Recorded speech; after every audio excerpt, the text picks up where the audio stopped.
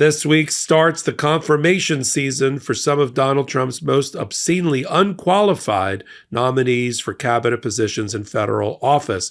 I'm going to give you a quick chart here, give you some commentary about each one of them, but this is the place to tune in. We're going to be doing things on the MeidasTouch Network to follow closely the confirmation hearings with the various commentators, Ben Meiselas, me, and others, talking about them in real time and where we think the votes are going. Let's start with a viewing guide first. Starts tomorrow, Tuesday. Pete Hegseth is going to be the start of his confirmation hearing for defense by the Armed Services Committee, and Doug Burgum, former governor of North Dakota, for Interior. Those will be done simultaneously on Tuesday. Hegseth, unqualified, of course. Fox and Friends, weekend news anchor, thrown out of two vet organizations for mismanagement and accusations of public drunkenness and sexual assault and rape. Those are the allegations. And we're going to look to Joanie Ernst, who looks like though she's taken the blue pill or the red pill and joined the Trump MAGA world, but she is in a position as a lieutenant colonel in the armed services, who herself was the victim of a sexual assault, to closely examine Hegseth and his lack of qualifications for the position. Wednesday, Christy Gnome, right, the one who shot cricket and bragged about it in her book, up for Homeland Security, which also covers FEMA, which is what we're watching in action during the terrible, terrible fires in California. Does anybody think that Christy Gnome is going to do a good job at the border, immigration, Homeland Security, and FEMA? Her confirmation hearing starts on Wednesday, joined by Pam Bondi, who's up for the Attorney General. She, the former MAGA Attorney General under a couple of different governors in Florida. She's now up, a big MAGA supporter of Donald Trump. Remember, Pam Bondi had also been one of his lawyers, I think the worst of the lawyers that represented Donald Trump in his first impeachment hearing. She's up for the replacement to Merrick Garland. Same time on Wednesday, another committee will be starting the confirmation process for the chief spook, the chief spy master for America, John Ratcliffe, as CIA director. Just so you understand how that works, Ratcliffe reports ultimately, on paper at least, dotted line, to the head of the National Intelligence Department, National Intelligence Agency, and the National Intelligence Director is Tulsi Gabbard is the nominee, she being wholly unqualified. There's been rumors for years that she's a Russian asset, has been groomed by them. But John Ratcliffe has pretty good credentials.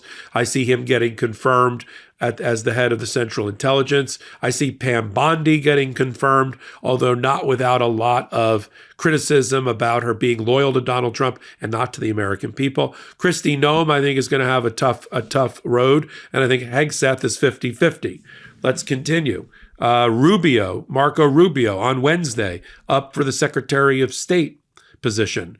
I think he certainly gets confirmed by his fellow senators as the Secretary of State. Chris Wright from the energy industry, oil and petroleum industry, for the Energy Department, I think he gets confirmed.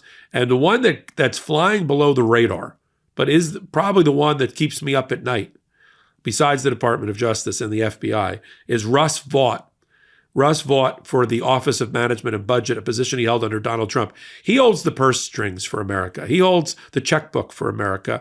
He is the architect of Project 2025, right? He's considered the father of Project 2025, and he's going to be the one controlling the purse strings of congressional allocations and funding at the Office of Management and Budget.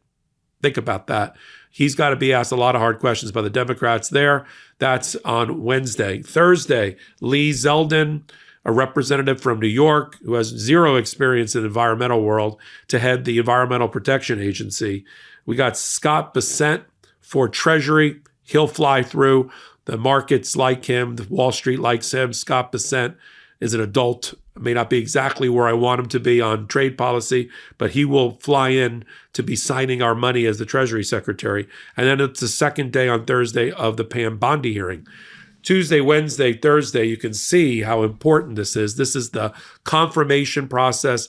This is the role of the Senate in our Constitution, is to evaluate these candidates and advise and consent concerning them. You can't get any of these people through without the consent of the Senate. That's one of the checks and balances. Now, of course, it's a little bit out of whack right now because the Senate is dominated plus 4 votes by Republicans.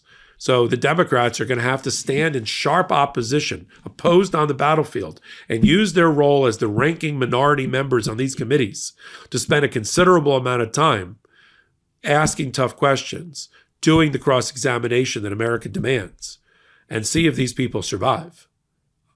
I don't think everybody survives. Of this group, just to do the final checklist, I think Hegseth for Pentagon is 50-50 or less. I think Doug Burgum for Interior, for governor of North Dakota, he's going to get in.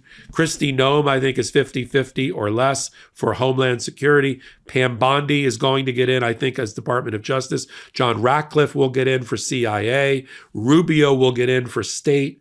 Chris Wright will take some flack from the Democrats, but I think he'll get confirmed under Energy. Russ Vought should get a lot of flack and attention by the Democrats.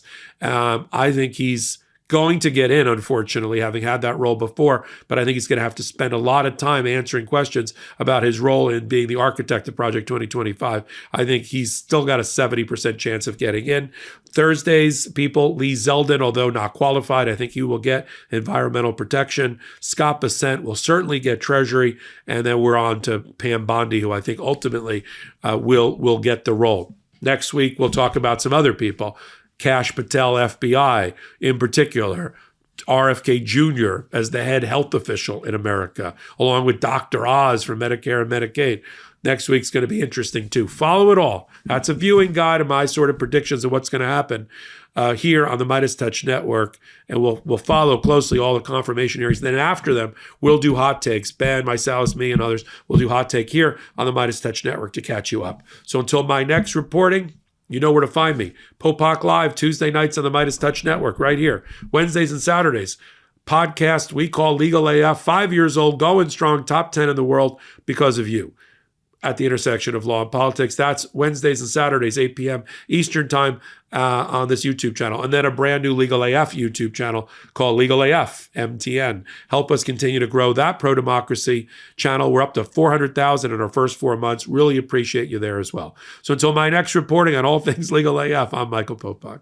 In collaboration with the MeidasTouch Network, we just launched the Legal AF YouTube channel. Help us build this pro-democracy channel where I'll be curating the top stories at the intersection of law and politics. Go to YouTube now and free subscribe at Legal AF MTN. That's at Legal AF MTN.